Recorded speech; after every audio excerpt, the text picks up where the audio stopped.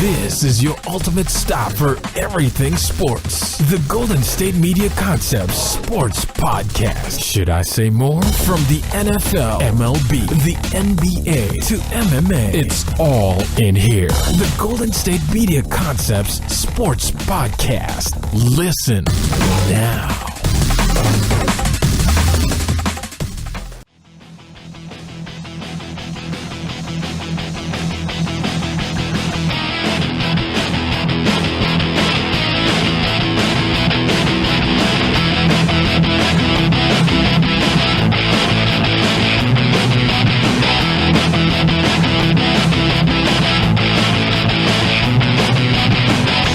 All right, and welcome to the GSMC Sports Podcast. This episode is brought to you by the GSMC Podcast Network, and as always, I am your host, Jesse Tapia. All right, we got a special show going on today, all right? Not just because it's the first show of the week, but we got Thomas Dougherty in, going to be co-hosting with me today for this show, and check out the GSMC Football Podcast later when that comes out, because he'll also be on there. Thomas, go ahead and tell him hello. Hello. All right, so as you know, first show of the week, we always do the weekend recap for the first segment. No Tiger, so no golf. It is what it is. But we're going to be doing March Madness, talking about the games Friday, Saturday, and Sunday. Then talking about pretty much to make it a whole March Madness segment, all right, as we've been doing all March, obviously. Second segment, we're going to be talking about Monday's NBA games. Markelle Fultz, back in action, played pretty well, all right. Was a point, I think, in the third quarter, he came in, and it was still a close game, but after he was done there, they were up by like a double digits, I think, so he played really well. We'll talk more about it in the next segment, talk about all the other games too. Third segment, Ndamukong Suh finally signed somewhere. We'll be talking about him going to the Rams. And then for the fourth segment, we'll talk about pretty much anything else going on in the world of sports, as we always do. Maybe talk about OBJ possibly. We got some soccer games going on today, so who knows? We'll figure it out as we usually do, like I say. All right, and we'll be making our picks for tonight's games as always. So let's get into it. Friday, March 23rd. All right, we had West Virginia versus Villanova. As you know, I picked West Virginia. Figured, press defense is pretty fun to watch. I enjoy it. Villanova, never really been a team too high on that team, but nonetheless, they won 90-78. Clemson, who I said was my lock pick of the week, I was very wrong about that. Kansas ended up winning that one 80-76. The 2-3 zone wasn't enough for Syracuse. They lost to Duke 69-65. I told you though Syracuse was going to hang in there. All right, and I was right. They hung in there. I mean, the spread was like 11 points, but they covered. And let's see, you had Texas Tech facing off with Purdue. Texas Tech didn't really have any trouble there. They knocked off Purdue 78-65. And then for Saturday, all right, we had Sister Jean and Loyola Chicago knocking off Kansas State 78-62. All right, this is the Kansas State that beat Kentucky, and Loyola basically just wiped the floor with them. Kansas State had really no chance. Kansas State's been fun to watch. Was fun to watch during this tournament, though. Very entertaining team, but nonetheless, I don't know. Loyola Chicago was just pretty good, I guess. Then you had Florida State facing off with Michigan. Michigan knocked them off 54. Michigan's been playing well. I said that's the team that's going to win the tournament. I could be right. Sunday, we had Villanova versus Texas Tech. Texas Tech's run came to an end. Villanova won that one 71-59. And then you had Duke versus Kansas. Probably the game of the weekend. Ended in overtime. Kansas won that one 85-81. All right, so now we got the Final Four. We got Michigan versus the Fighting Sister Jeans, Loyola Chicago. And we got Kansas versus Villanova. Had to get some number one seeds in there. So that's how it's going. Tournament's been pretty fun. I mean, we got Loyola Chicago's been playing well. And specifically, we got Duke. All right, they lost. Marvin Bagley's entering the draft. I think they got Wendell Carter Jr. be entering the draft. And then Grayson Allen, everyone's favorite player. All right, obviously it's a bit of sarcasm there because not too many people like Grayson Allen. All right, personally, I'm not sure really if he's going to be able to sustain a nice little NBA career. And then you got, Nolan Smith a few years ago playing well for Duke. Didn't really turn on the NBA. Now I think he's an assistant on Duke. Maybe Grayson Allen can find himself there. I don't know. Grayson Allen, he does have some talent though. What do you think of Grayson Allen? Well, I think he was that college player that he had to stick around. He had to get those all 4 years in college. I mean, the fact that he stayed all 4 years through his senior year might get him that chance to get that second-round pick, maybe an undrafted free agent, get on a team with a good coach like Coach Pop, or maybe go to the Celtics and play for Brad Stevens so he can get that defense on there. He got that aggressiveness. So, I mean, he can have an NBA career, but coaching probably in the future. Yeah, well, Grayson Allen, I think that he's got, I don't know, Grayson Allen's kind of weird. I do think he could go in the second round, but for some reason, I think he could go in maybe the late first. That's where you said, like, Spurs team or Celtics team, somewhere right there. I mean, he could even end up on the Warriors, possibly. I mean, they're not ones who are really shy of drafting players people don't like, obviously, and all that. I mean, they ended up signing KD, and we all know how well that move was received. And that's one thing, too. I was talking with Tate yesterday, and that move, like, no one really cares about KD going to the Warriors, and we pretty much accepted it. But nonetheless, Grayson Allen, yeah, it's just going to be kind of interesting. The guy's got tools. He's got the tools to play, but he can't go and play for a Memphis Grizzlies team or anything like that. That'll just be a dumpster fire there. He needs to go to a team where they got a good, stable organization. You got good coaches there. He pretty much needs another, like a NBA version of Coach K. That's exactly what Grayson Allen needs. Otherwise, he's going to be right on that bench, coaching up those next generation of Duke players. All right, but either way, going to be interesting to see what happens with him, because I feel like last year was there was a lot of intrigue seeing if he's going to go into the draft or if he's going to stay. And now, he's got to go in the draft, so people are going to be watching him closely. It's going to be interesting to see too how the NBA players receive him, because obviously, like I said, Grayson Allen not very liked. All right, then we got Loyola Chicago. Like I said, the Fighting Sister Jeans. I don't know what it is, but here they are, Final Four. I've been writing them off from the Sweet 16 to the Elite 8. They keep proving me wrong. I'm fine with it. It's good for, it gives me something to talk about. But either way, Loyola Chicago's been playing well. What do you think of Loyola Chicago? Oh, that team, they're a scrappy little team. I mean, they came out of nowhere, obviously, but they play that team ball. They play good offense. They're going old school, laying the ball up with glass. They play fundamental defense. They're playing team defense. If somebody gets beat, somebody's sliding in behind them, and they're disrupting those big teams. I don't know how they're going to do against Michigan, who's got those two big guys down low and some good speedy guys on the outside perimeter, and they can shoot the ball pretty well. But Loyola, you never can count them out. So far, they've made it this far. I mean, you never know what's going to happen. It's madness. Yeah, it's true. And with Loyola Chicago, that's one team I've been watching. That's the fundamentals team right there. The bounce passes, all right? The layups off the glass, all right? With no floaters, nothing like that. We're going to get the shots we need. And they take threes, but they're not going to take it unless they're open. They pretty much played this tournament very smart, all right? Because some of these Cinderella teams we've seen over the years, all right, they'll play well the first game, kind of like luck. Second game, ooh, they got another one, ooh, maybe all right. In the third game, the moment really gets too big for them. Loyola Chicago is pretty much, we're going to play our game, and that's going to be that, all right? We lose, we win. And that's one thing, too, that these other teams could learn. All right, like going back to the whole Virginia versus UMBC game. All right, we're going to keep going back to that as much as we can, because, I mean, it's always cool to talk about one of the biggest upsets, the biggest upset in the history of sports, I guess you could say. But anyway, yeah, with Virginia and UMBC, you had UMBC pretty much flying off the wall and all that, hitting every shot they could. Virginia's freaking out because of the fact that, we're a number one seed, the overall number one seed, basically losing to the 68th seed of the tournament. All right, and we're down by double digits. What do? How about we take a bunch of threes and hope we get the lead back in one shot? And that's where they struggled there, all right? Virginia's a team where they're a very boring team. They're not a team like who's a team that I guess you could say is, I don't know. Can't really think off the top of my head. Like kind of like a Michigan, right? Michigan's pretty much come at you, take threes, dunk all over you and stuff like that. Very athletic team. Virginia's not. They play boring basketball. They're like Syracuse, all right? Doesn't matter who's playing for who. You're always going to play a certain way. Virginia pretty much was like, we're going to be embarrassed. How about we just keep playing or go against our game and try and do something else, and that's why they failed so hard. I mean, if we're being real here, if Virginia would have stuck to the game plan, I'm sure they probably could have came back, because let's be honest, UMBC, yeah, it's a nice little story, but, I mean, you lose to Kansas State the next round, and to be frank, no one's going to be talking about UMBC next year, all right? This is always going to be saying, remember that one time UMBC won? Like, it's going to be in the history books, but Virginia's going to go back to being a top team in the ACC, and UMBC is going to go back to Baltimore County being the second best, third best, whatever it is in Maryland, all right? And like I said, with Loyola Chicago, completely opposite. Stick to the game plan, layups, open threes only, and we'll win ball games. And that's why they're in the Final Four, all right?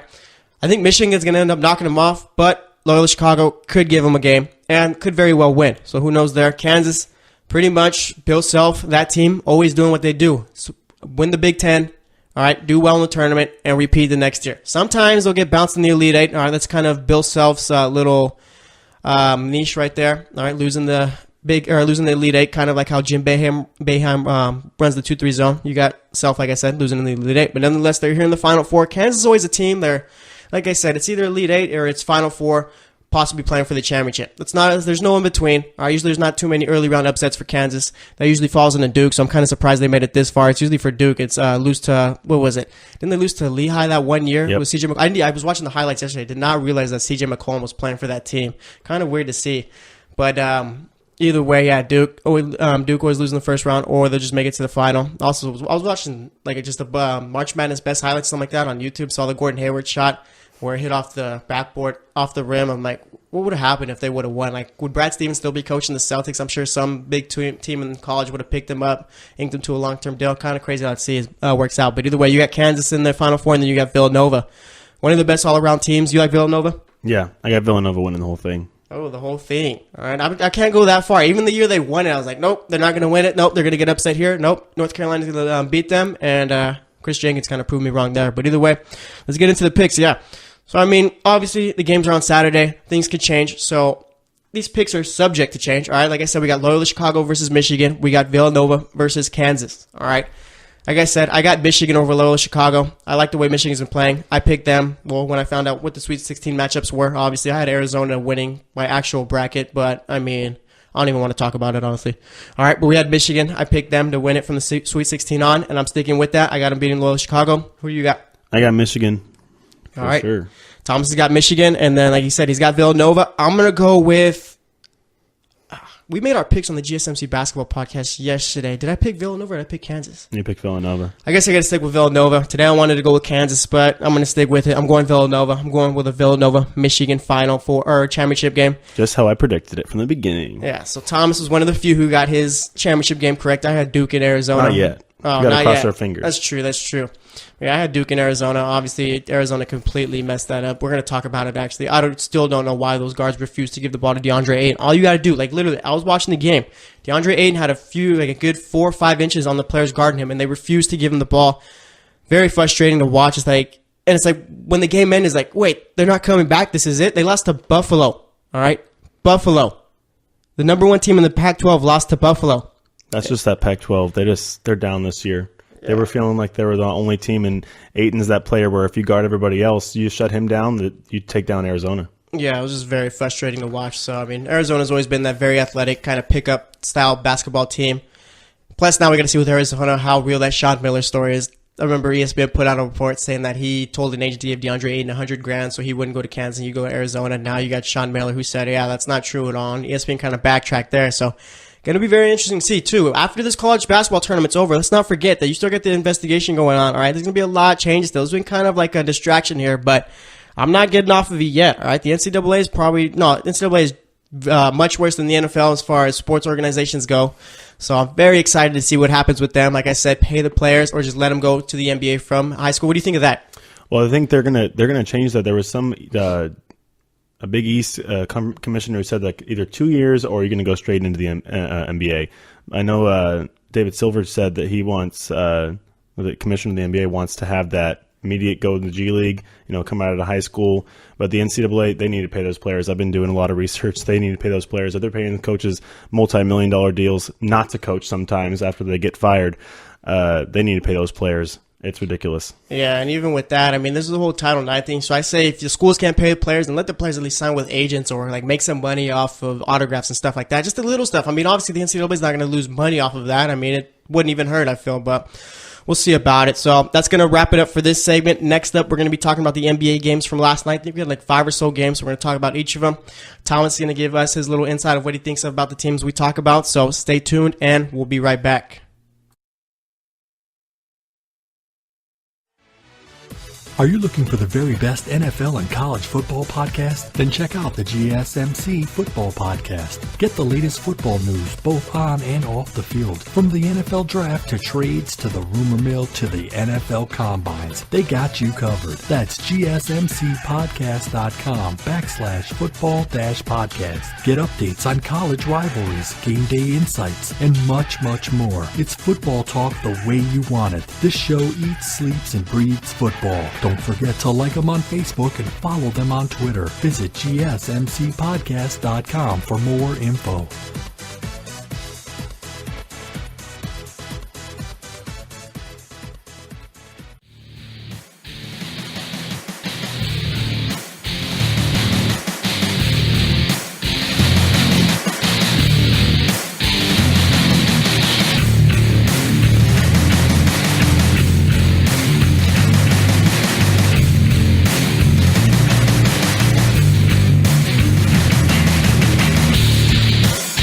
All right, and welcome back to the GSMC Sports Podcast. Me and my friend Thomas here.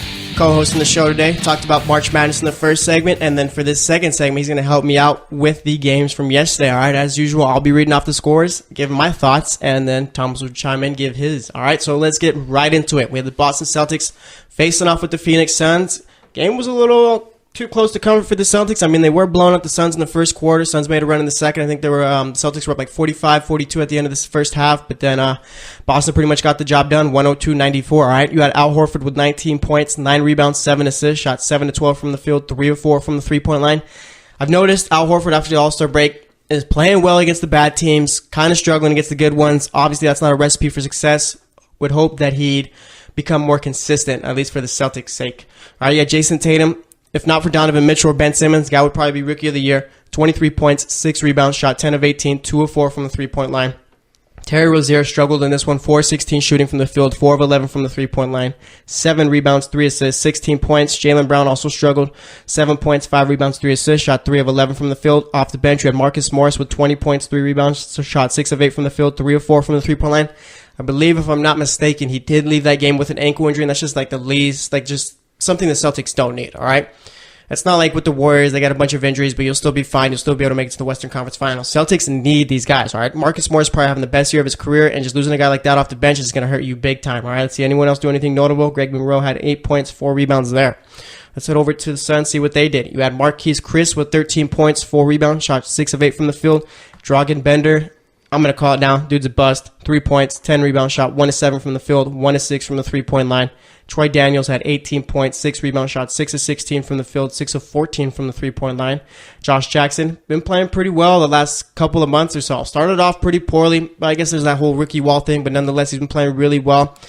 Phoenix has to hope they have something there, right? Because you got Josh Jackson, you got Devin Booker, you already got TJ Warren. You might have the first pick in the draft, so I could get you DeAndre Ayton. If you get DeAndre Ayton and you're the Suns, you're going to be very excited. But anyway, like I said, Jackson had 23 points, 6 rebounds, shot 9 of 15 from the field, 1 of 3 from the three-point line off the bench. You had Tyler Ulis, the small guy, 19 points, 8 assists, 5 rebounds, shot 7 of 12. 2 of 3 from the three-point line. Like I said, Boston won this one 102-94. Like I said earlier, too. Boston's got a lot of injuries. How do you think that's going to affect them as far as playoff time, Kyrie coming back possibly? I mean, just give us your little thoughts on it.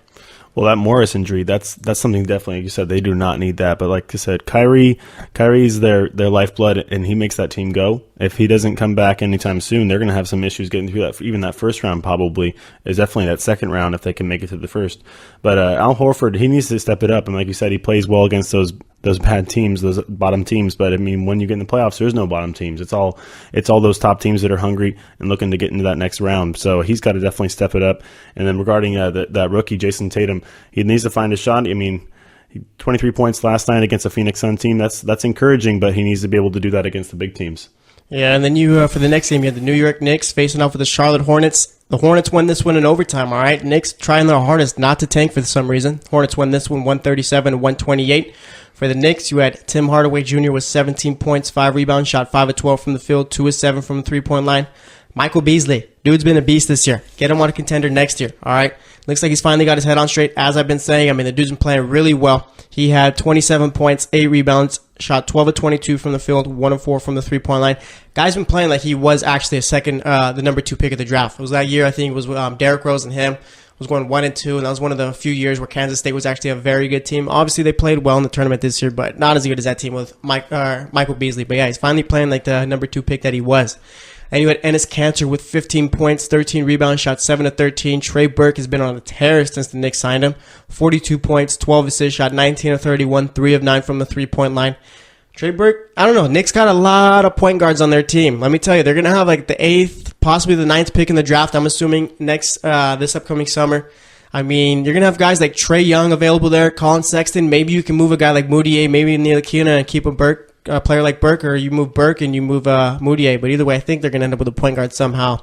And they're going to have to move some of these guys. But either way, like I said, Burke had 42 points, 12 assists. Speaking of Ntilikina, he had 12 points, 3 assists, shot 6 of 10 from the field. And then, let's see, Courtney Lee had 2 points, 1 rebound, 1 of 5 shooting. What a stat line there. All right, for the Charlotte Hornets, you had Marvin Williams with 13 points, 4 rebounds, shot 6 of 10 from the field. Michael Kidd-Gilchrist had 9 points, 3 rebounds. Dwight Howard, First ballot Hall of Famer. Don't forget it. 23 points, 13 rebounds, shot 9 of 15 from the field. Kemba Walker had 31 points, 7 assists, shot 11 of 21, 4 of 12 from the three-point line. Nicholas Batum brought in 9 points, 4 assists, 3 rebounds. Off the bench, you have Frank Kaminsky with 10 points, 4 rebounds, and then Willie Hernangomez with 12 points. Jeremy Lamb, same point production there, 12, 6, and 6. And then you had Malik Monk, 16 minutes played, 11 points, 1 rebound, 1 assist, 4-7 shooting, 3 of 6 from the three-point line. Malik Monk looks like he just took a while to get going, all right? Might be one of those players where he breaks out next season rather than have a crazy rookie year like all these other guys are having. And that's fine, too. I mean, it's his first year. Can't really put too much on him. But that whole Dwight Howard thing I mentioned, first ballot Hall of Famer, you guys know I think of him like that. You think Dwight Howard's a Hall of Famer? Yeah, from his days in the Magic, I mean, he took those guys all the way to the finals. He was dominant. He was almost a Shaq-like center down low. I mean, he was taking that Magic team with some good shooters on the outside, and they were a really complete team. Probably could have took that championship if it wasn't for a pretty good Lakers team. But they have that good. I mean, he's having a renaissance right now with the Fighting Michael Jordans. Yeah, the Charlotte Hornets. They can be a contender next year.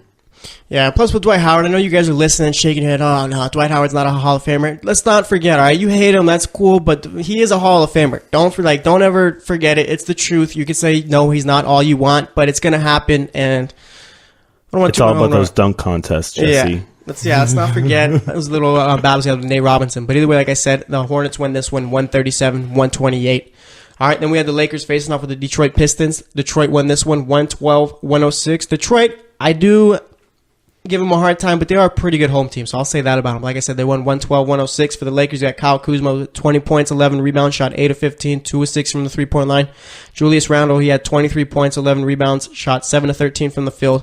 Brook Lopez, 14 rebounds, 9 assists. Classic Brook Lopez game. You're a 7-foot center, but you're only going to bring in 3 boards. Cannot stand that about the guy. Shot 6 of 16 from the field. Lonzo Ball shot pretty well in this game. 7 of 8 from the field. Only took 1 3 and hit it. That's what I want to see from Lonzo. Stop taking so many threes, all right? I mean, remember a couple games ago, he shot 1 of 15 from the field. I think it was, or like 2 of 15, 1 of 12 from the three-point line. All right, stop taking so many threes. But anyway, like I said, 7 of 8 from the field. 15 points, 11 assists, 8 rebounds. Contavious Caldwell-Pope had 13 points, 5 rebounds, 3 assists, shot 5 of 17 from the field, 3 of 10 from the three-point line.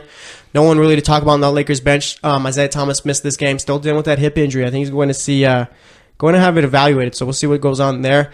And then Blake Griffin, he had 15 points, 5 rebounds, 3 assists, shot 6 of 9 from the field, 2 of 3 from the three-point line. Stanley Johnson just cannot shoot the ball to save his life. 2 of 9 from the field, 0 of 3 from the three-point line, 8 rebounds, 6 assists, 4 points. Andre Drummond had 15 points, 18 rebounds, shot 5 of 16.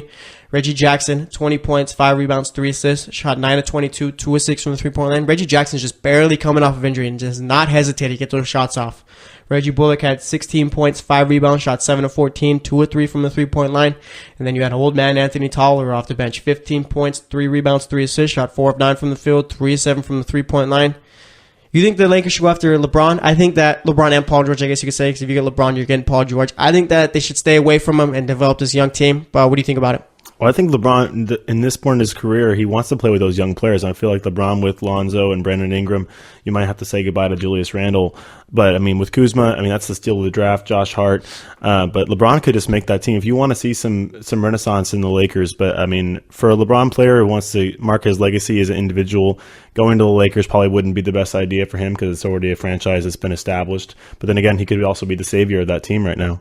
Yeah, that's true. They've been waiting a long time for another championship. It's only been, last time they won it was like 2010, I think it was. 2010.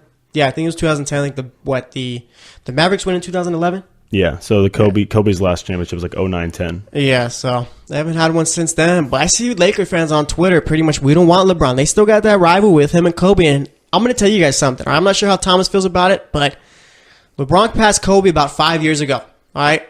It is what it is. Kobe was great. LeBron is just better. What do you think, Kobe or LeBron? LeBron, he's a more complete player. Kobe was pretty ball selfish. I mean, he's a pure shooter. He's just athletic, but LeBron does everything. LeBron will dunk it down your throat. He'll toss a dime between your legs. He'll put it behind his back and make a Showtime play. So I mean, and he can shoot from the 3-point line. He's even developed that part of his game 15 years into his career to be a great shooter from the outside. So definitely LeBron is the most complete player ever to play this game. Yeah, like Thomas here. It makes sense there. All right, next game. We have the Denver Nuggets facing off with the Philadelphia 76ers. Philly won this one 123-104. For Denver, you had Paul Millsap with 16 points, 9 rebounds, shot 5-11 from the field. Wilson Chandler had 8 points, 8 rebounds, 7 assists. Will Barton had 25 points, shot 8 of 15 from the field, 5 of 8 from the three-point line. Nikolai Jokic had 14 points, 7 rebounds, 4 assists, only shot 4 of 14 from the field. And you had Jamal Murray with 17 points, shot 7 of 18, 2 of 8 from the three-point line. And then for those Philadelphia 76ers, all right, you had Dario Saric, 20 points, 6 rebounds, shot 7 of 14, 3-7 from the three-point line. Robert Covington had 18 points, 6 rebounds, shot 6 of 11, 4 of 8 from the three-point line. Joel Embiid had 20 points, 13 rebounds. Ben Simmons almost had a triple-double. It's just that thing he can't shoot. So, I mean, it's kind of crazy to see, or kind of funny to see with Ben Simmons. He's always going to be putting up double-digit rebounds and assist numbers. It's just a matter of him getting his triple-double. It just matters on him getting double-digit points. He had 7 points, 13 rebounds, 11 assists. J.J. Redick had 19 points, 6 of 11 shooting. Neither of them was the star, though. We had the return of Markelle Fultz, 10 points, 8 assists, 4 rebounds, shot 5 of 13 from the field. All right. 5 of 13 obviously doesn't look too nice or anything like that on the stat sheet, but we can't forget, the dude literally forgot how to shoot the basketball. All right. Thomas told me yesterday he had the yips. He did. All right. I was kind of surprised to see that Markelle Fultz was coming back. All right. Thomas told me yesterday, oh yeah, GSMC just sent an alert, Markelle Fultz coming back. I was surprised because of the fact that if this dude was mentally shook as far as not being able to shoot the ball, or what if this dude's going to be coming back during a playoff race? They're the four seed in the East right now. It's going to be tough, but if he's ready to go, he's ready to go. I mean, what do you think of Markelle Fultz coming back? You think he's going to be able to pick it up? I don't know if he's going to pick it up the way that, I mean, this Philly team's already clicking the way they are. I mean, he was the first pick of the draft for a reason. I mean, you could see even on his first points of the game, he just blew by a defender and has the bounce, just take it to the rim with ease. But yeah, that shot, he's definitely got to get that down if he wants to see some serious minutes. I mean, he went for 14 minutes in this game, which isn't bad for his first game coming back. But if he wants to see serious minutes in the playoffs, I mean, he's going to have to gel with these starters who've been playing together all year.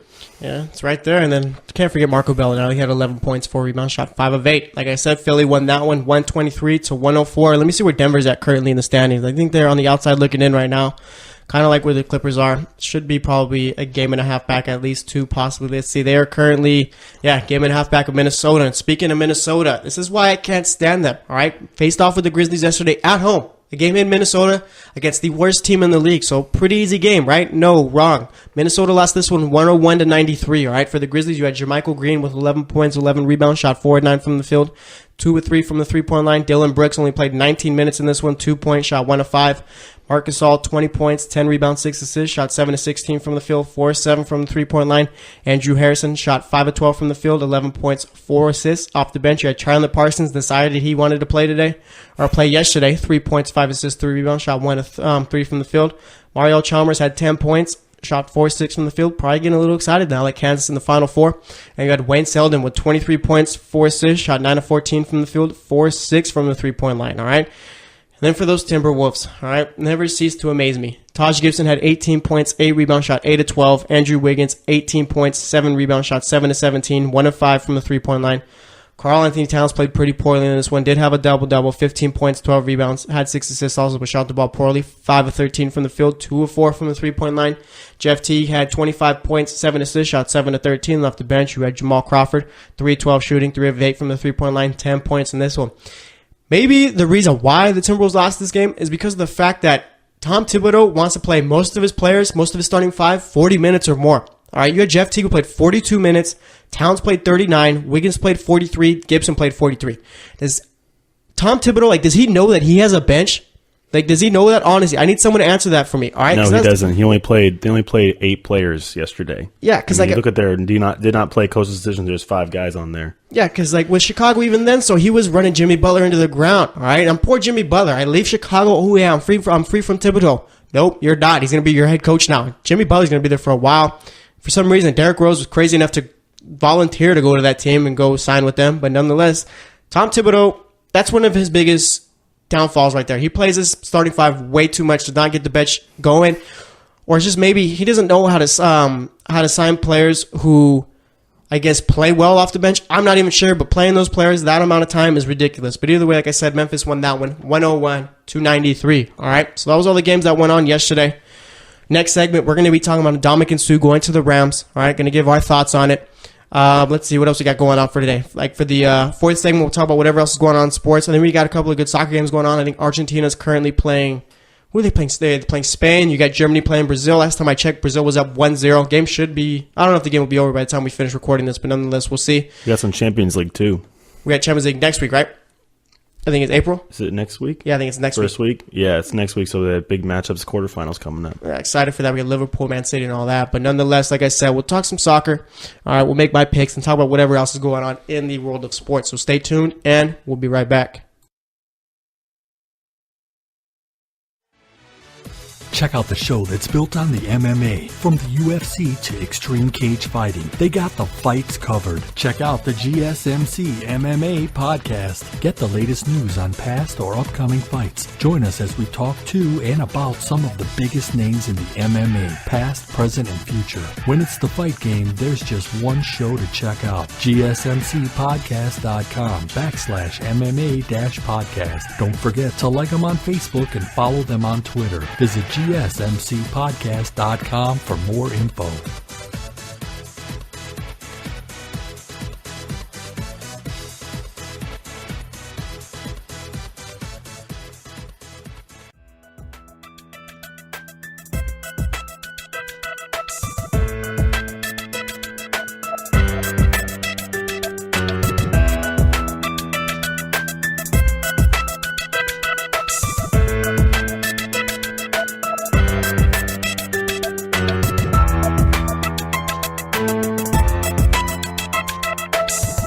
All right, and welcome back to the GSMC Sports Podcast. All right, first two segments. We've talked March Madness, we've talked NBA. Now we're going to switch over to the NFL. All right, it's the offseason, but news is still pouring in. We got Ndamukong Suh signed a 1-year, $14 million deal with the Rams. All right, him and Aaron Donald, going to be a disgusting pairing. You already got Marcus Peters. You got Aqib Talib. What do you think as far as, like, give me your thoughts on just Ndamukong Suh going to the Rams, what it means for that division and all that? Well, the NFC West has got to be on watch. I mean, you're going to have a perennial Pro Bowler coming into your team, coming into your league, and quarterbacks be on watch. And obviously, you got the addition of Jimmy Garoppolo to the Niners. So I feel like the Rams, they're kind of feeling the Niners coming up on their heels, and they got to get some pass rushers. You lose Robert Quinn, I mean, who's been a good Ram, but I feel like Ndamukong Suh is that interior lineman who's just going to beat up the Niners and beat up all the different offensive linemen in that division and go after those quarterbacks, because, I mean, that's what they got to do. You got to rush the passer. You got to pass the ball, and you got to rush the passer. Yep, and then with Suh, too, I mean, obviously that whole thing with Miami, it didn't really work out, I guess it turns out, given a defensive tackle. And granted, Ndamukong Suh was the best player on the Dolphins during his time there and probably was one of the best defensive tackles in all of football. You could say Aaron Donald was number one. I know Eagles fans love to throw Fletcher Cox's name out there, but, I mean, Ndamukong Suh, whoever you think was the best, he was a top 3 defensive tackle, no doubt. But the fact that Miami gave him all that money, pretty much paying him as if he was a quarterback and all that, wasn't a good deal from the start. It looked nice on paper, but nonetheless, I mean, it just didn't work out. So now with Suh leaving Miami, here he is in LA with the Rams. And I'm still got to get used to the fact that the Rams play in LA now. I got to get used to saying that instead of St. Louis. But, like, going off of what Thomas said, it's going to be a nasty pairing with Aaron Donald. All right.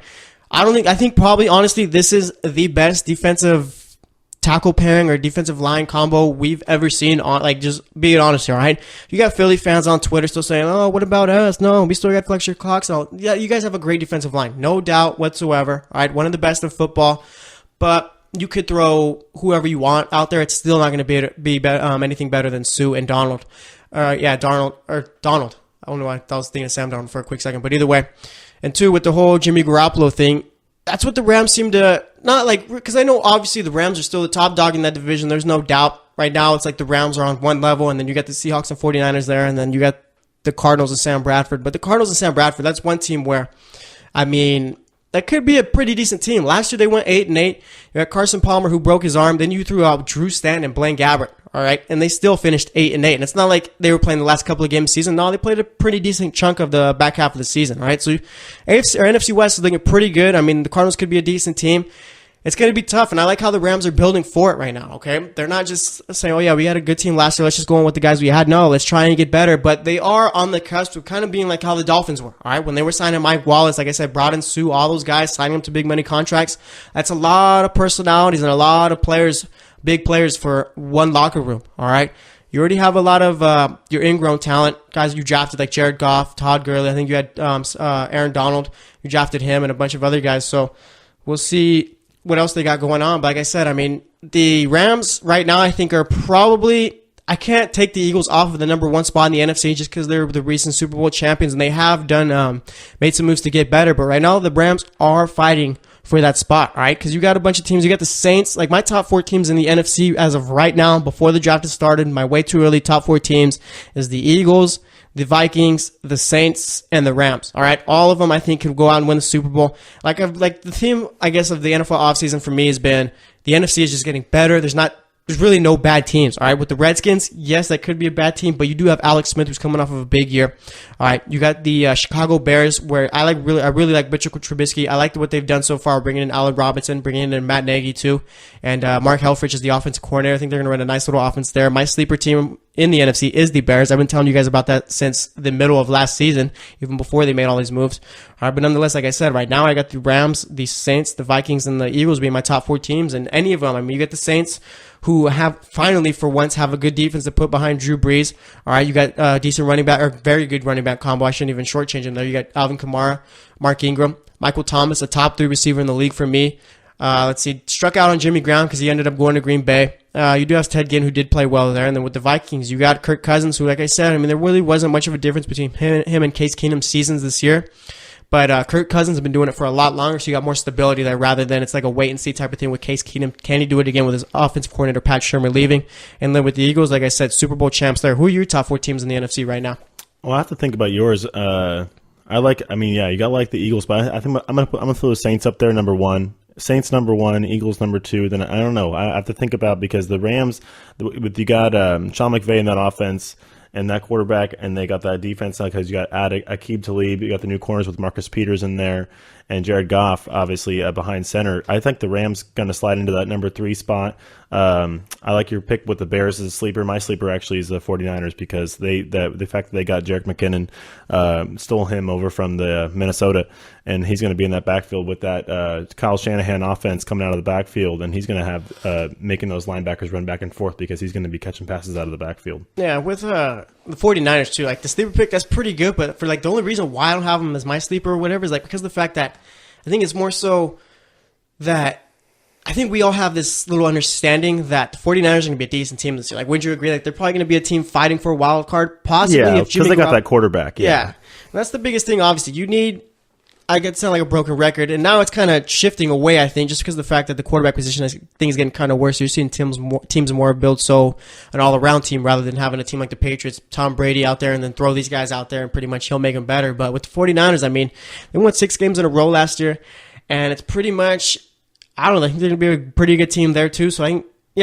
I do like that sleeper pick there. But let's see, what else we got going on? Oh, yeah, with the Rams, too. Looking like they're still trying to make some moves, all right? You got OBJ with that little video he had. I mean, obviously, if you've seen it, you've seen it. Not really going to talk too much about it because it's old news, and I'm not sure really what's going to come from it, so we'll wait and see. But Giants looking like they possibly could get rid of a guy like OBJ, and the Rams are a team that's inquiring about him, trying to see what it's going to take to get a guy like that. I think you bring in a guy like OBJ that's a bit too much, possibly just because of the fact that, like I said, you already brought in Suh, you bought Talib, you brought in Peters. You don't want to be the offseason champs. You will not win the regular season or do well if you're the offseason champs. And I guess the Rams are kind of different here because they already do have a solid team. But like I said, with OBJ, that's a lot of egos there. And, I mean, that does help Jared Goff a bit. Well, it helps Jared Goff greatly. I mean, you go from your number 1 receiver being Sammy Watkins, so I think it's very extremely overrated, to a guy like OBJ who, when he is healthy, is a top 5 receiver. Sammy go to Cleveland? The Chiefs. Sammy was the Chiefs. Yeah, they gave him elite wide receiver money there. I just don't understand why. You like Sammy Watkins? I liked him in college, playing for Clemson. But no, he was kind of that. He couldn't stay on the field. He got hurt, and I kind of wanted the Niners to take a look at him. But I mean, he's going to go into the FC. Have fun. Yeah, we'll see. See how Patrick Mahomes plays with him. But as far as OBJ, like I said, I mean, kind of a big ego there. All right, OBJ, let's not.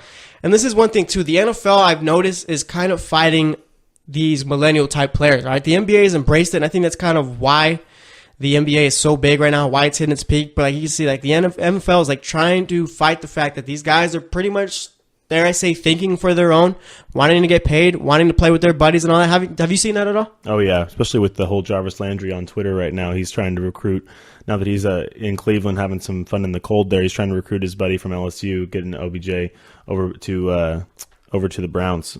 Yeah, that's one thing, too, with that. You mentioned LSU. They had OBJ, Jeremy Hill, Jarvis Landry, I think Zach Mettenberger was the quarterback. How did Les Miles not win a national title with that team? I have no clue, honestly. Like, that's one thing where we need to talk about that more. Just the fact that LSU always pumps out top NFL talent. Like, it's like kind of like the U, all right? The U, I'm talking about Miami University for those who, I guess, don't get the U or whatever.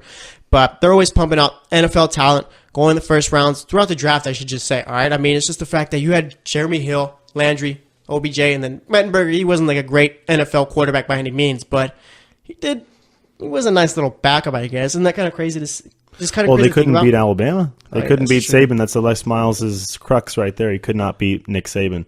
And the one time he did, they won the championship. Yeah, I forget that. Isn't that when LSU beat them there in the regular season and Alabama pretty much wiped the floor with them in the championship? Yep. Yeah, it was probably one of the worst national title games I've ever watched. Well, Being. it was like a low-scoring game. It was like Yeah. 10-3 or something like that. Yeah, they had Tyrann Mathieu on that team too. LSU has always had great talent, but yeah, with the Rams, I mean, I get the whole we got to build our team, get better, and all that. But there's a whole thing that's the question that's being raised also with the Rams is the fact that they haven't paid Aaron Donald yet. You're bringing in Suh. You brought in Talib, who's got some money on his deal still.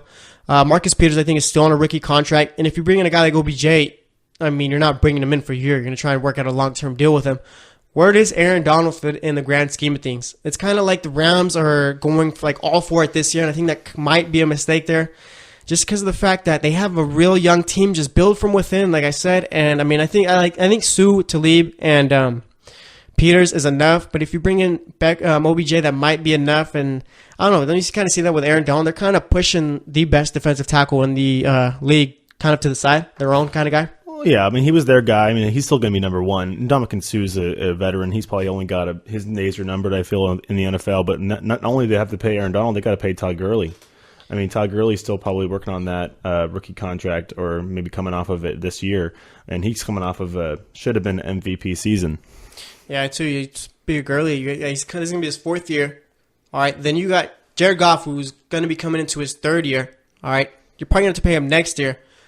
Honestly, with how we're talking about it now, I don't really see the Rams bringing in OBJ on this. They're just not thinking really too much long term and more thinking so short term. But I don't know. We'll see about it. I saw at the stadium too. I think they got like a nearly $5 billion budget like to build a stadium and the things around it. It's probably going to be one of the better stadiums in the league. Very excited. I think it'll be better than Jerry World. But either way, wanted to talk about the Rams for this segment. All right, we're going to talk about pretty much anything else going on in sports in the next one and making our picks for tonight's games in the NBA. So stay tuned and we'll be right back. Are you looking for help for your fantasy football team? Check out the GSMC Fantasy Football Podcast. Get today's best advice on who to start, who to sit, even who you should draft. From sleeper picks to red-hot lineups, they got it all covered for you. That's GSMCpodcast.com/fantasy-football-podcast. We'll cover traditional leagues, dynasty, PPR, even IDP leagues. When you need fantasy help, there's just one show to hit up. Don't forget to like them on Facebook and follow them on Twitter. Visit GSMCpodcast.com for more info.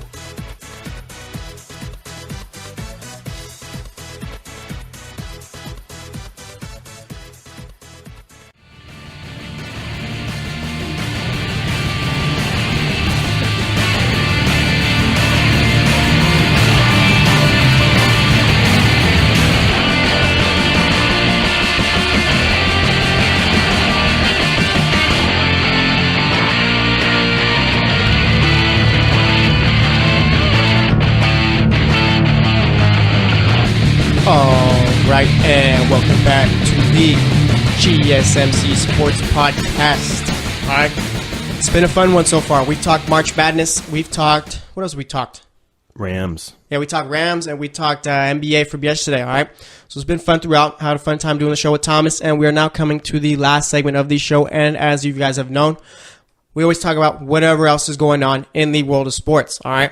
sometimes we'll get some soccer in there. If it's Champions League or maybe there's some big English Premier League games going on, we'll talk about it, and we're going to do that right now. We got some international friends going on. Plus, too, with the international friends, not like the B teams are playing. We got the top guys out here. Right? We had England drawing with Italy 1-1. Spain, as of right now, by the time we're recording this, game will be over by the time you guys listen to the show, but Spain is up 4-1 right now. Spain is a team. Got to get some redemption, right? That 2014 little debacle they had in the World Cup, that was just terrible from them. Let's see, Germany and Brazil. Let's see, actually, France beat Russia 3-1. Let me find the Germany and Brazil game. Let's see what's going on there. All right, of course, if you remember, I think it was last time these guys played besides the World Cup, or they played in the Olympic final, I think it was, recently. Brazil won that one. It was a semifinal. Was it a semifinal? Yeah, Germany kicked their butt 7-0. Oh, no, in the World Cup. I'm talking about the Olympics yeah. that just recently passed. I think that's when Brazil ended up knocking them off there, but that was literally Germany's B team. You got guys like Neymar playing for Brazil in that little Olympic tournament. But today, it's 21 and over. Yeah, Brazil won 1-0. Redemption. Good job, Brazil. You guys didn't lose 7-1 this time. Belgium knocked off Saudi Arabia 4-0. Belgium's a team where you're kind of waiting for them to take the next step, pretty much be on the same level as Brazil and stuff like that because of the fact you got Lukaku, you got De Bruyne, you got Hazard. You got a bunch of good players, but I don't know. They got to put it together. But let's see. Let's pick a game. Let's talk about England for a second. England, I was talking to you about Tottenham earlier when we were on the break. Tottenham is like that team where they have a lot of quality, got a lot of talented players, but they just can't get the job done when they need to. All right, they always pretty much just choke. All right, they choke always. That's England, right? Yeah, that's England because they have. I mean, they got these guys like Jamie Vardy, who's the only guy who scored a goal today, and he's playing on that Leicester City team from last year. He's their new guy. I mean, they still have Jack Wilshere. They still got. I mean, obviously Wayne Rooney's getting older, but they have all those younger players who are playing on Man U, like Jesse Lingard and Marcus Rashford, who both need to get going. Those guys are basically our age. They're young kids, and they're going to have a long few years ahead of them because England's supposed to be that perennial team that's going to contend to the World Cup, and they haven't been doing it. Yeah, England's always put out they always have solid talent. What do you think about? You got your Harry Kanes, like Thomas said. You got Wilshere, you got Rashford, you got Lingard. Lingard's been having a monster season this year too. I like Jesse Lingard. He's a great player. Yeah, this is probably the best year he's had. I don't want to say a while because he's still young, but probably the best season he's had since he's been on the Manchester United team, like playing regularly. I guess you could say. Rashford's a very entertaining player to watch. And then, like you said, you got the Rooney's out there. Rooney's kind of like a little bit. No, he has past his prime there. So you got Kane, Vardy taking over. You got Sterling. It's just a matter of. I'm not sure if it's just the manager or it's just the pressure gets way too big. I mean, it's the pressure. Yeah, it might just be because 2010 they messed up. I think they lost 4-0 to Germany in 2010 in one of the quarterfinal rounds or the round of 16. I think it was. And I can't remember. Did they even make it up to group stage in the last World Cup? I think they made it to the round of 16 or round of 16. They got knocked out. But I feel like it's that defense because Germany. The fact is they have those defensive players. They have Mats Hummels back there. They got and then even Jerome Boateng on the other side. And the England hasn't been able to do that. The best defenders they've had is like Spalling and Rio Ferdinand, and those guys are getting older. So they need to find those younger guys to get on the defensive end because they have the attackers. They can score goals, but you're not giving Joe Hart any help on the defensive side. Yeah, so that's one thing they got to build up. So we'll see how England does. Like I said, they drew 1-1 with Italy. Such a shame that Italy's not in the World Cup. I mean, that's just terrible. Probably I don't know. There's other than the United States being out. Yeah, you got United States, Italy. You got Chile's out, Netherlands. I mean, Netherlands, I think won third place in the World Cup last year, or the last time it was out. Chile this is their golden generation. You got Sanchez, you got Vidal, you got Eduardo Vargas, who's been playing well. And if Chile would have made it to the World Cup this year, they could have been probably a top 5, top 7 favorite, I guess you could say, because obviously you got your Brazils and all of them. Did they just come off a Gold Cup win too? That was a big disappointment. Copa America. Copa America, yeah. Yeah, that's even with the big teams there. So you got that, and it's just kind of disappointing there. And like you said with the U.S., go ahead and tell me what you think of the U.S. All right, yesterday I talked about them on the soccer show, the GSMC soccer show. Make sure you guys check that out. But what do you think went wrong for the U.S.? Well, they kind of messed around with their lineup a bit too much. Obviously, they needed to figure out who's going to be in charge. Obviously, when Bruce Arena came in after Jurgen Klinsmann, he kind of messed around with that lineup. I mean, he was shaking it up a bit. They have obviously one of the better young players in the world. Finally, a U.S. player playing in top flight German league in Pulisic. But they're lucky he's young. You're lucky he's only 20 years old. He's going to be around for a while. But regarding this year, I feel like everything that went wrong. When you can't beat a Trinidad and Tobago team in a must-win game or in a game where you would like to at least draw, you don't deserve to be in the World Cup, and they couldn't do it. Yeah, and it's just like with the U.S., it's like there's always been the conversation. Who's the top team in CONCACAF? Is it Mexico or is it the U.S., okay? And that was a good conversation to have because you could make points for one being better than the other. I mean, at one point, Mexico, I think in 2013, we barely made it to the World Cup because of the fact that U.S. got them, ended up beating Panama. That's what got Mexico to play in New Zealand. All right, but now, so you got U.S. The U.S. wouldn't even make the World Cup this year. And I think I feel bad for Pulisic because of the fact that this was supposed to be the year where you play well. He was going to be that player. He has a nice little World Cup showing. Then you move on to the Manchester Uniteds, to the top teams out there. He's got to stay on Dortmund. Yeah, now you got to pretty much wait. That's my team. Oh, you're a Dortmund guy? I'm a Dortmund guy for Germany. Yeah, and then, just with that, I mean, even then, so yeah, he's playing well with Dortmund, but you do eventually want to move on to the bigger teams like the Uniteds and all that. I saw teams like Liverpool were looking at him at one point. It's just now he's pretty much got to, I guess, just figure out a way to get. Is he getting minutes with starting 11 minutes with Dortmund, or is he coming off the bench? No, he's starting. He's either a super sub, or if Royce is hurt, Marco Royce, the other attacker, if he's hurt, Christian's playing because he's got that speed and he plays. They bang him around out there because his defenders don't give him any easy runs, but he's so good on the ball. It's ridiculous. I mean, you haven't seen a talent like this in a long time coming out of the United States. Yeah, because one player I always got nervous about was Landon Donovan back when he was in his prime with the U.S., but now it's like Pulisic, he's already, 19, 20 years old, something like that? Yep. Yeah, so then you got him, and he's already, I don't want to be disrespectful or anything to Landon Donovan, but I think Pulisic, he has way more skill than Landon Donovan did. Landon Donovan was the ultimate, U.S. prototypical player right there, all right? Like him and Clint Dempsey, they were the darlings of the MLS. I mean, now we're seeing a 20-year-old playing in the Bundesliga, which is right up there with La Liga and the Premier League in Europe. I mean, MLS is kind of second rate when we're coming over here because, we're lucky we got Zlatan now coming over to play for the Galaxy. Yeah. But, Christian's amazing. Yeah, and then with Landon Donovan, like I said, that prototypical U.S. player, he's kind of doesn't have, he's got the hustle, get to a ball, and pretty much make those little scrappy plays, but Pulisic has that skill that I don't think any U.S. player has really ever had. Other than Clint Dempsey, maybe. Yeah, Clint Dempsey, he was pretty successful in England when he played for Fulham. Then he played for Tottenham for a bit, too. Mm-hmm. He played for a couple of big teams. I think he's, the top scorer for U.S. players in England, I think it is. Yeah, he should be, because he's a goal. He gets around that goal, and he finds a way to put the ball in the net. He's always around the goal. I mean, I feel like on the ball, just dribbling skills, it's Pulisic, but when it comes to actually finding the ball, putting the ball in the back of the net, it's all Clint Dempsey, and he's done it for the United States, and that's probably one of the reasons why they didn't come close to, or they weren't in the World Cup, is because Clint was hurt, and he couldn't get on the field as much as they could. Yeah, because the U.S. had this problem where they weren't really, I don't want to say not developing the younger guys, but not giving them enough time. You're having the Michael Bradleys in a little bit too long there, but Clint Dempsey's always a guy I've always thought, you know what, that's a guy you need to have out there because he can still do a job. I mean, he's a nice little, I don't want to say role model, but a leader for the younger guys coming up there. That's one of the reasons why I've liked Clint Dempsey. You got old man Landon Donovan coming out of retirement playing in the Liga MX right now. Struggling to get minutes, but, I mean, if we're being real here, that whole Landon Donovan move over there was, I don't want to, PR move, I guess you could say. Fox wasn't paying him enough? I guess, or something like that. But either way, yeah, the U.S. is just sad to see that speaking of Fox, too, they're going to be losing a whole bunch of money because of the fact that you're going to be losing a lot of the U.S. Viewership. Because let's not beat around the bush or anything like that. The U.S. is more so casual fans. Like you got guys like you and all that, the diehards who are there. But nonetheless, I'm watching Belgium. Yeah, nonetheless, you got all the other fans out there who are like, oh, it's like a sense of pride. All our country's playing, we're going to watch them. Because that's one thing I'll give to the U.S. They do have a lot of patriotism there. That's where you get a lot of the fans. Well, Iceland's in their first World Cup. I'll be watching them for sure. Yeah, Iceland's going to be a fun team to watch too. But as with the U.S., I mean, just got to develop the young guys. I see they got a game going on tonight. I think they're playing. I can't remember who exactly they're playing. I think it's a South American team. I think I'm going to have to double check. But either way, you have a lot of the younger guys out. Oh, yeah, they're playing Paraguay. So you got a lot of younger guys playing out here getting minutes. So it's going to be good for them. Just develop them for 4 years. There's no excuse to not make the World Cup the next go around. All right, the U.S. has to make it. If not, then there is no if not. It's a waste of Pulisic right there. Yeah, there is no if not for the U.S. next go around. They have to make the World Cup. So we'll see about it.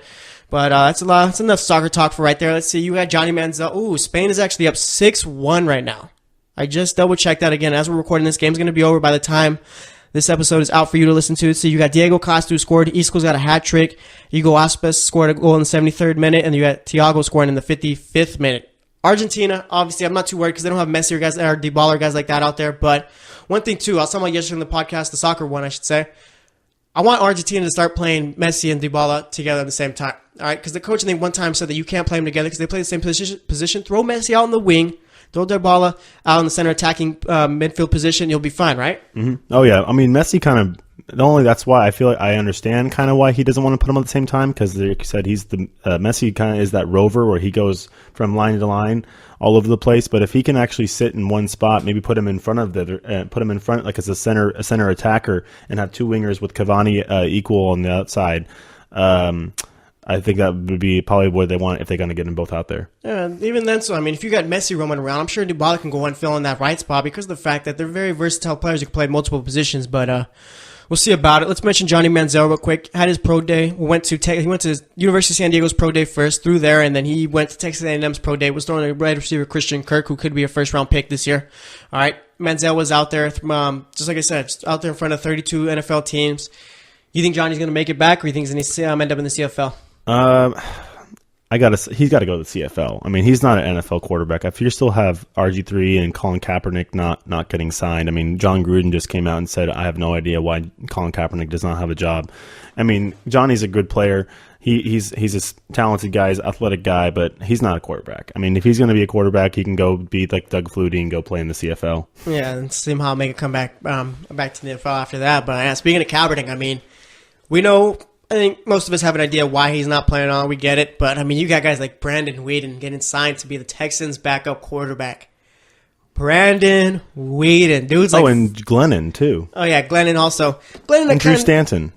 Drew Stanton, Mike Glennon, I kind of understand. Glennon's been a career backup, and he's kind of living off of that year he had with the Chicago Bears. Drew Stanton did a nice little job with the Cardinals last year, and I guess with the Browns, I mean, Kaepernick would be a bad option there because of the fact that Kaepernick still got some skill. Drew Stanton's just there to be a placeholder, so whatever rookie quarterback they draft could be the third guy and just pretty much have him develop it all. But Brandon Weeden, he got drafted by the Browns. He was like 27 years old. He's got to be like 30. He's a baseball player. Yeah, he's gonna be from like Oklahoma State. Yeah, he's gonna be like 30-something now. So I mean, that's one thing I don't get there. But either way, Johnny Manziel, hope he ends up making it back into the league because I mean, for me, he was one of the most entertaining college players I've ever seen. I mean, I've seen guys like Reggie Bush and all that, but for some reason, of course, I'm not saying he was better than Reggie or anything like that, but Johnny Manziel was must-watch TV when he's out there day and day. But now we're going to make our picks for tonight's NBA games. We've got a bunch of games going on, so let's get into it. We got the Spurs facing off with the Wizards. Last time these two teams played, the Spurs ended up winning 98-90. That one was in San Antonio. This one's in Washington. Obviously, the Spurs are favored in this one. And I think I'm gonna go with the Spurs. Yeah, I'm going to go with the Spurs. You got Bradley Beal the other day saying how the team's got to start playing better. They're not going to do anything in the playoffs. This team really needs John Wall. So, yeah, I'm going to go with the Spurs in this one. Who do you got? I got the Spurs. They're playing hot. I mean, I know they're on the road, but Aldridge has finally found his stride. They're sitting in that 6th spot right now in the West, and they're playing good. They've won, I think, they won like 7 of their last 8 or something like that. So they're playing good right now. Yeah, and then we got the Nuggets facing off with the Raptors. Nuggets just took an L to the Philadelphia 76ers. This game's pretty easy to pick for me here. Nuggets are a bad road team, 13-24 on the road. Raptors are 30-7 at home. I'm going with the Raptors. Any surprises here from you? Nope. Nuggets coming off back-to-back. It's going to be Toronto. All right. Then we got the Cavs facing off with the Heat. Cavs are only favored by 3 in this one, all right? So Vegas has it as a close one. I'm going to go with the Heat. The Heat play very good defense, all right? Cavs play no defense. So Heat are 22-13 at home. Cavs are 19-18 on the road, so I'm going to go with the Heat in this one. Who do you got? Oh, I'm going to go with the Heat. I like Tyler Johnson. If he can get cutting towards the lane there, that Cavs defense, like you said, is going to get turned into Swiss cheese. His Heat offense is pretty fast. Goran Dragic handles that point pretty well. So, I mean, going to go with the Heat at home. All right. Then we got the Bulls facing off with the Rockets. I'm going with the Rockets. Not really much to say here. What do you got? Yeah, same thing, Houston. All right. Then we got the Trailblazers facing off with the Pelicans. All right. This is going to be a really good game. You got Portland who's favored just by a point. Obviously, Vegas, like I said, has this one as a close one also. The Pelicans are at home, 22-15 at home. Trailblazers are 20-15 on the road. So it's a pick'em game pretty much. I'm going to go with the Pelicans. I like the way they've been playing. I think Rondo's going to show up big time in this one. Anthony Davis has been on a tear lately. So who do you got? You got the Trailblazers or the Pelicans? I want the Pelicans because they're at home and I need the Trailblazers to lose. All right, so he gets the Pelicans. All right, then we got the Mavericks facing off with the Kings. I'm going to go with the Kings in this one, I guess. It's just bad teams playing bad teams. I'm going with the Kings. Who do you got? Stick with the local team, Kings. All right, so we both got the Kings. Then we got the Pacers facing off with the Warriors. I got the Pacers in this one, all right? Draymond Green was supposed to come back. Now he's got a throat infection. It's just very, very odd how these injuries are just coming at Golden State left and right. But yeah, I got the Pacers, obviously. I mean, you got the Pacers, you got the Warriors. It's the Santa Cruz Warriors again tonight. I mean, I think the Pacers, they're fighting again to get in that position in the East. It's all jumbled up there at the bottom or in the middle of that Eastern Conference standing. So I'm going to go with the Pacers. All right, now we got the Bucks facing off with the Clippers. I'll let you make the pick. Clippers are favored in this one. Who you got? They're at home also. I like Milwaukee. All right. I like the way the Clippers have been playing lately, so I'm going to go with them. So that's the only pick we really disagree on tonight. So we'll see. All right, so to recap, we pretty much have all the same picks, except I got the Clippers, you got the Bucks. So that's actually going to wrap it up for today. Today we talked about March Madness, talked about yesterday's NBA games, talked about the Rams, and we talked a lot about soccer in the sports segment, talked a bit about Johnny Manziel, and made our picks for tonight's NBA game. So thanks for listening to the GSMC Sports Podcast. Thanks, Thomas, for being on with me again today. And we'll be back tomorrow, actually, so stay tuned, and we'll talk to you later. You've been listening to the Golden State Media Concepts Sports Podcast, part of the Golden State Media Concepts Podcast Network. You can find this show and others like it at www.gsmcpodcast.com. Download our podcast on iTunes, Stitcher, SoundCloud, and Google Play. Just type in GSMC to find all the shows from the Golden State Media Concepts Podcast Network, from movies to music, from sports to entertainment, and even weird news. You can also follow us on Twitter and on Facebook. Thank you, and we hope you have enjoyed today's program.